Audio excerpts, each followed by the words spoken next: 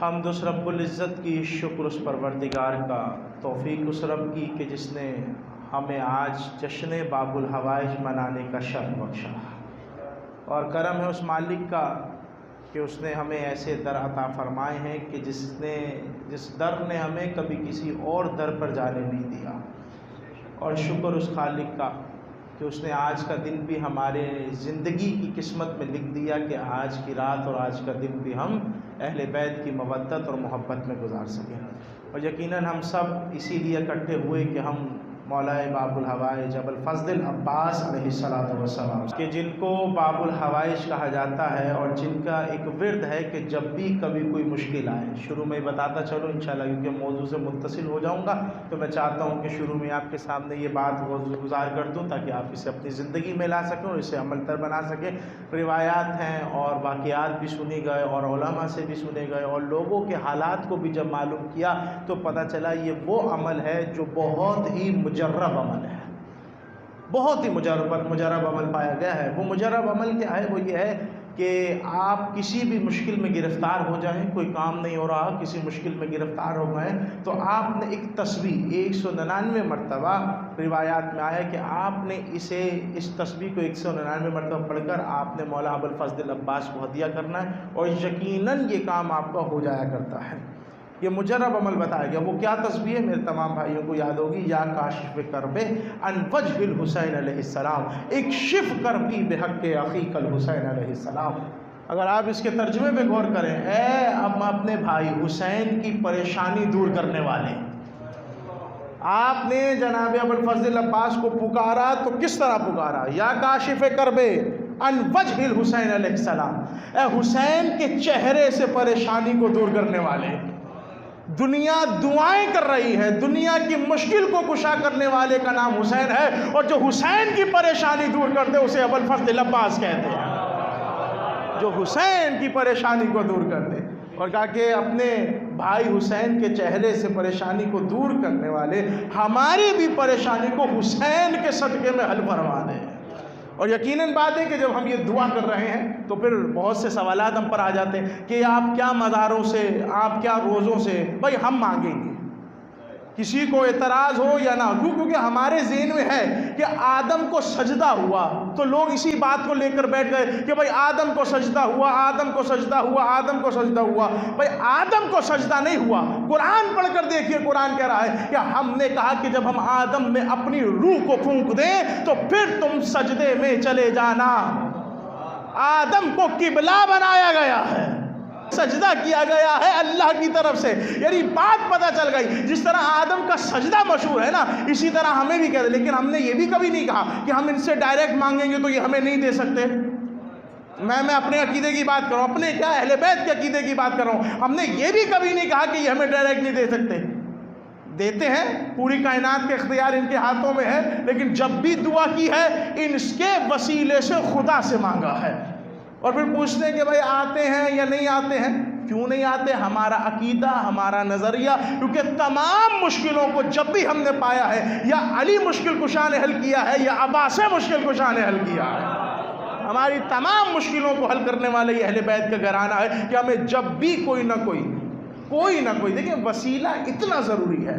اچھا یہ موضوع ایسا ہے کہ اس پہ بات کرنی نہیں تھی، لیکن اب جملے آ گئے تو آپ کے سامنے کہہ دیتا ہوں کہ یہ وسیلہ ایسا موضوع ہے کہ جس پر ہمیں بات کرنی چاہیے۔ وسیلہ ہی کیسا ہے؟ ہم مانگتے ہیں اور یہ ہمیں دیتے ہیں، یہ ہمارا عقیدہ، اور صرف ہمیں نہیں، کیونکہ جس طرح خدا فرعون کو بھی رزق دیتا ہے، نمرود کو بھی رزق دیتا ہے، موسیٰ کو بھی رزق دیتا ہے، اسی طرح ان کے ہاں کوئی قید نہیں ہے کہ یہ کون ہے یہ کون ہے، ہاں جو مانگے گا انہیں یہ عطا کر دیا کرتے ہیں۔ اور بس عزیزوں میں نے کہا نا، اور یہی قرآن اگر آپ پڑھ کر دیکھیں تو آپ کے سامنے پورا ایک نہج کے سلسلے میں ایک تفصیلاً موضوع کے ساتھ میں مولا عباس تک اپنے اس مجلس کو پہنچانے کی کوشش کرتا ہوں، لیکن گزارش یہ ہے کہ کل کچھ مصرے آپ کے سامنے پڑھ کر گیا، اور آج کا وہ دن گزرا کہ جو مولا حسین علیہ السلام کی ولادت کا دن گزرا، اور رات ولادت حضرت عباس علمدار کی شروع ہو گئی، اور میں نے کل آپ کے سامنے کچھ مصرے کیے اور آج بھی کچھ مصرے یاد آ رہے ہیں، تو گزارش ہے کہ اسے سن لیجئے گا تاکہ آپ کی توجہ میری طرف آ جائے۔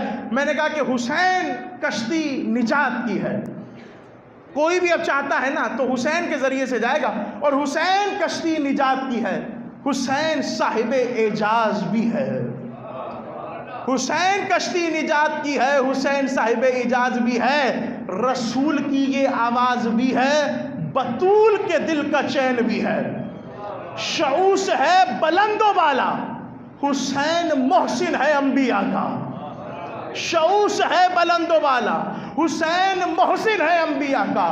تو اب بھی نہ سمجھ سکا کہ کیا حسین ہے، وسیلے پر بات کر رہا ہوں، تو اب بھی نہ سمجھ سکا کہ کیا حسین ہے، ارے اللہ کی سلطنت کا شہنشاہ حسین ہے، اللہ کی سلطنت کا۔ ہاتھوں کو جوڑ کر عزیزان محترم میں یہ جملے کہہ رہا ہوں کہ آج بھی ابو الفضل عباس کے دروازے پر کوئی چلا جائے، کیا وفادار میرا مولا، اللہ اکبر۔ آپ نے کبھی غور کیا، کربلا جاتے ہیں، ماشاءاللہ کافی ظاہر بیٹھے ہوں گے، جو نہیں گئے مولا انہیں بار بار کربلا لے کر جائے، اور جو جا چکے ہیں انہیں بھی بار بار مولا اپنے در پر بلائے۔ میں کیسے آپ کے سامنے عرض کروں، مولا عباس کو لقب دیا گیا باب الحسین کا، حسین کا دروازہ۔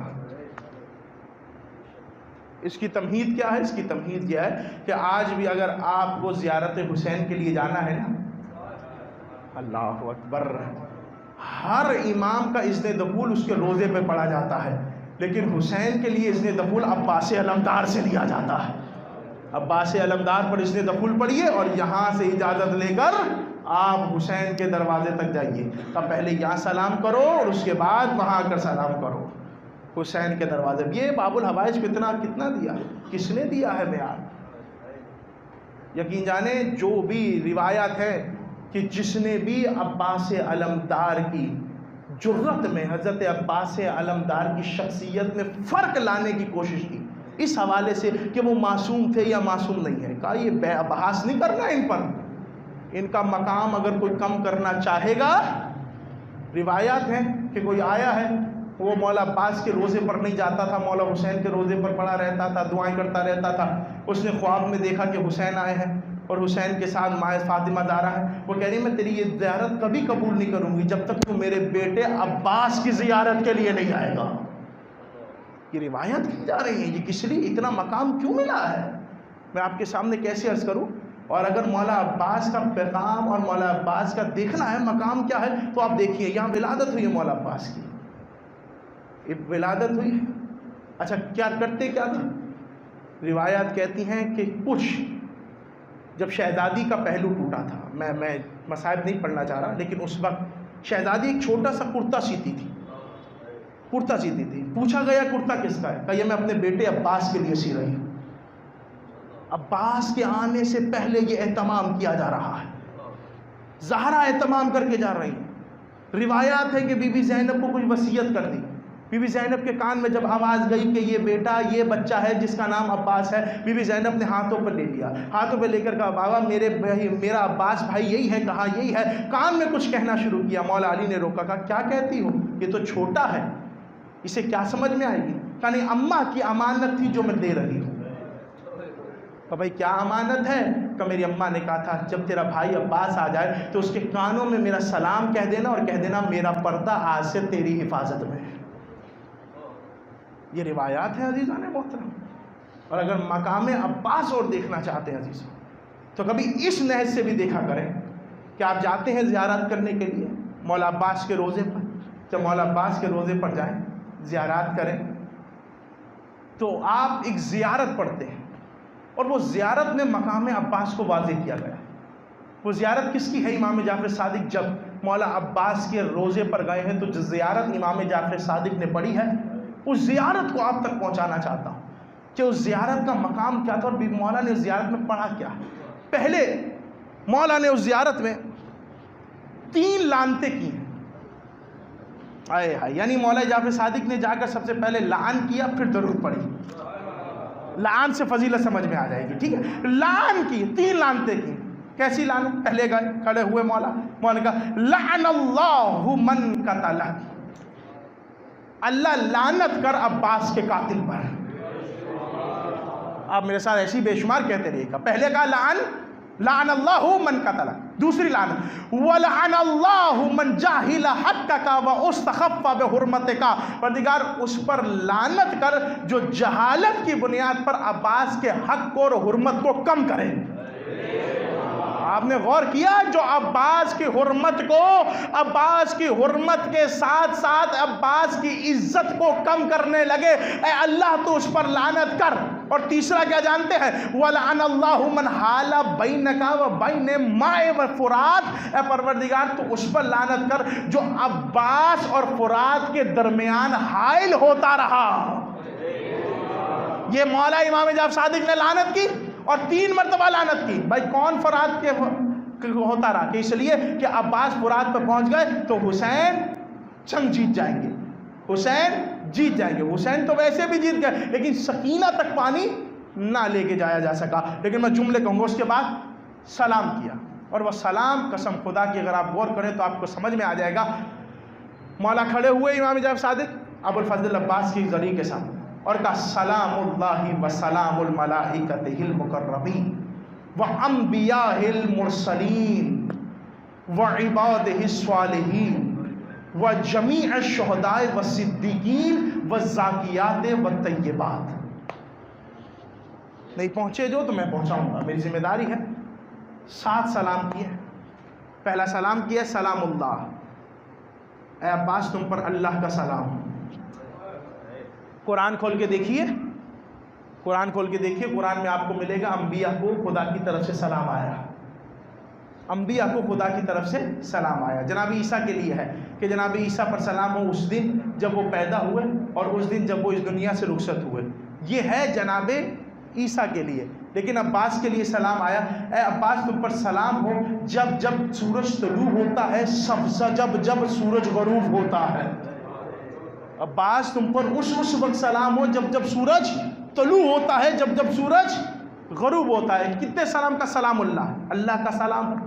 پھر کہا والسلام ملائکتہ، ملائکہ کا سلام ہو، اور ملائکہ ایسے ہی نہیں، ملائکۃ المقربین، مقرب ملائکہ کا سلام ہو، اور کہا وانبیاء المرسلین، تم پر انبیاء اور رسولوں کا سلام ہو، کہا وعبادہ الصالحین، تم پر صالح بندوں کا سلام ہو، اور اس کے بعد کہا وجمیع الشہداء والصدیقین، اور تم پر شہداء اور تمام صدیقین کا سلام ہو۔ اور یہ آخری جملہ کہہ کر آپ کی ذہنتوں کو تمام کر دوں گا عزیزان محترم، اور مولا نے کہا والزاکیات الطیبات، تم پر حلال زادوں اور پاکیزہ شجروں والوں کا سلام ہو، تم پر حلال زادوں اور والزاکیات باقیات، جملہ سنیے گا والزاکیات باقیات، تم پر حلال زادوں اور پاک شجروں والوں کا سلام ہو۔ امام جعفر صادق نے زیارت میں یہ لفظ شامل کر کر بتا دیے، دیکھیں عباس تجھے قیامت تک وہی سلام کرے گا جو حلال زادہ، ختم کر دی میں نے، والزاکیات والزاکیات و باقیات، یہاں میرے مولا کی فضائل اور کہا وہی سلام کرے گا۔ تو آپ کو یہ سوچے نا کہ بھائی انہیں مردے کو کیوں سلام کرے؟ بھائی تم مردوں کو سلام نہ کرو، تم اپنا شجرہ نسب چیک کرو، کیونکہ امام نے ہمارے لیے تو امام کی روایت کافی ہو جاتی ہے، اور وہ بھی زیارت میں بتا دیا جائے کہ عباس تجھے سب سلام کریں گے لیکن کبھی بھی حرام زادے سلام نہیں کر سکیں گے۔ تو جب بھی تم زیارت حسین پڑھنا، زیارت عباس پڑھنا، تو جا کر اپنی ماں کے قدموں پر سر رکھ دینا، ماں تیرا شکریہ، تو نے میری ولادت میں خیانت نہیں کی ہے، تو نے ہمیشہ میری ولادت میں کبھی خیانت نہیں کی ہے۔ اور یہ روایت ہے کہ رسول بیٹھے ہیں، رسول کے ساتھ ساتھ علی بیٹھے ہیں، مسجد نبوی ہے، درس ہو رہا ہے، اور علی تھوڑے بعد میں آ گئے، ایک شخص بیٹھا تھا، اس نے ہاتھوں کو جوڑا، اور یہ میری کتابوں کی روایت نہیں، دوسری کتابوں کی روایت، ہاتھوں کو جوڑا پر یا رسول اللہ کچھ دنوں سے میرے دل کی کیفیت تبدیل ہے۔ آپ سب میرے مولا کے چاہنے والے بیٹھے ہیں، غور سے سنیے گا، کچھ دنوں سے میرے دل کی کیفیت تبدیل ہے۔ کیا ہوا؟ کہ میں درس میں بیٹھا ہوتا ہوں، آپ کی باتیں سن رہا ہوتا ہوں، جب علی آ جاتے ہیں نا، نظریں تو آپ کی طرف ہوتی ہیں، دل کہتا ہے کہ اٹھ کر علی کو سلام کروں، اٹھ کر علی کو سلام کروں۔ کہ یہ کیفیت کتنے دنوں سے ہے؟ کہ یہ کیفیت کچھ دنوں سے ہے۔ کہ گھر جاؤ، یہ رسول کہہ رہے ہیں، کہ گھر جاؤ ماں کے قدموں پہ سر کو رکھو، رسول کہہ رہے ہیں گھر جاؤ ماں کے قدموں پہ سر رکھو، اور کہو ماں تیرا شکریہ، تو نے میری ولادت میں خیانت نہیں کی ہے، کہا اچھا، کہا یا رسول اللہ میری ماں تو نہیں ہے، کہا ماں کی قبر پر جاؤں، کہا مجھے نہیں پتا ماں کی قبر کہاں ہے، کہا اچھا گھر میں جاؤ، انگلی سے قبر کا نشان بناؤ اور کہو کہ ماں تیرا شکریہ، تو نے میری ولادت میں خیانت نہیں کی ہے۔ ہاتھوں کو جوڑ کر جملہ کہہ رہا ہوں کہ رسول نے کہا گھر جاؤ، انگلی سے ماں کی قبر کی شبی بناؤ، یعنی اس سے پتہ چل گیا شبی بنانا سنت رسول ہوا کرتا ہے، بدعت نہیں ہوا کرتا۔ تو بچو ہے عزیزان محترم، یہ آپ کے سامنے کہا تجھے وہی سلام کرے گا جو حلال زادہ ہوگا تجھ پہ زاکیات اور باقیات، وہ ان کا سلام جو پاک شجرے رکھتے ہوں گے، جن کا شجرہ صاف ہوگا، صرف وہ تجھ پر سلام کر رہے ہیں۔ اور آج تک میں نے دیکھا کہ جتنے بھی مومن ہیں وہ نظر آتے ہیں، جاتے ہیں عباس کو سلام کرتے ہوئے نظر آتے ہیں، اور ہاتھوں کو جوڑ کر عزیزان محترم کہوں گا کہ مولا عباس کی اب جتنی بھی معرفت، کیوں؟ کیونکہ جس طرح حسین کی معرفت واجب ہے اسی طرح عباس کی معرفت بھی واجب ہے۔ کبھی بھی ہم مولا عباس کی معرفت میں کمی نہیں لا سکتے ہیں۔ بس مجھے کچھ اشعار آپ کے سامنے پڑھنے اور آپ کی زحمتوں کو تمام کر دیا عزیزان محترم۔ کہ جب کیا وصیت کی تھی بی بی ام البنین کو، نہیں بی بی زہرا نے وصیت کی مولا علی کہ میرے بعد ایک شادی کرنا، وہ کلابیہ خاندان سے ہوگی اور وہ میرے ہمنام ہوگی، اس کا نام بھی فاطمہ ہوگا۔ اور یہ کہہ دیا، اور کہنے کے بعد یہ بات کو تمام کر دیا۔ اور پھر بھی علی نے عقیل کے ذریعے سے اپنا رشتہ بھجوایا، کہا شجاع دیکھنا کس خاندان کی شجاعت ہے، اور وہ دیکھا، اور اس کے بعد پھر وہاں پر رشتہ بھجوایا، اور رشتہ ہونے کے بعد پھر جیسے ہی بی بی ام البنین گھر پر آئی تو گھر میں آنے سے پہلے سب سے پہلے آ کر چوکھٹے علی کو بوسہ دیا۔ بیوی نے آ کر مولا علی کے دروازے کی چوکھٹ کو بوسہ دیا اور اندر گئے، اور جیسے ہی اندر جانا تھا امام حسن آ گئے، امام حسین آ گئے، ماں ماں کہہ کر لپٹنے لگے۔ کہا بیٹو، بچوں، اے میرے وقت کے اماموں، میں تمہاری ماں نہیں ہوں، میں تمہاری کنیز بن کر آئی ہوں۔ بی بی ام البنین کے جملے، میں تمہاری کنیز بن کر آئی ہوں۔ اور روایت ہے کہ جب بی بی ام البنین کو فاطمہ کہہ کر علی پکارتے تھے نا، ایک مرتبہ ام البنین آ گئی، کہا آپ مجھے ام البنین کہہ لیا کریں، فاطمہ نہ کہا کریں، کیونکہ جب آپ مجھے فاطمہ کہہ کر آواز دیتے ہیں نا، حسن حسین اپنی ماں فاطمہ کو ڈھونڈنے لگ جاتے ہیں، تو آپ ہمیں نام دے دی کریں۔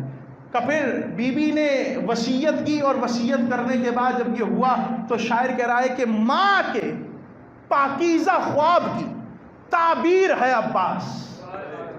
بس ختم ہو گیا جشن عزیزان محترم۔ ماں کے پاکیزہ خواب کی تعبیر ہے عباس، وفا کے قرآن پاک کی تفسیر ہے عباس، وفا کے قرآن پاک کی تفسیر ہے عباس، ادب و حیا کی بے مثل جاگیر ہے عباس، دین رسول پاک کی توقیر ہے عباس، دین رسول پاک کی توقیر ہے عباس، ہے قمر بنی ہاشم دعائے بطول ہے، شجاعت میں ہے علی اور وفا کا رسول ہے، شجاعت میں ہے علی اور وفا کا رسول ہے۔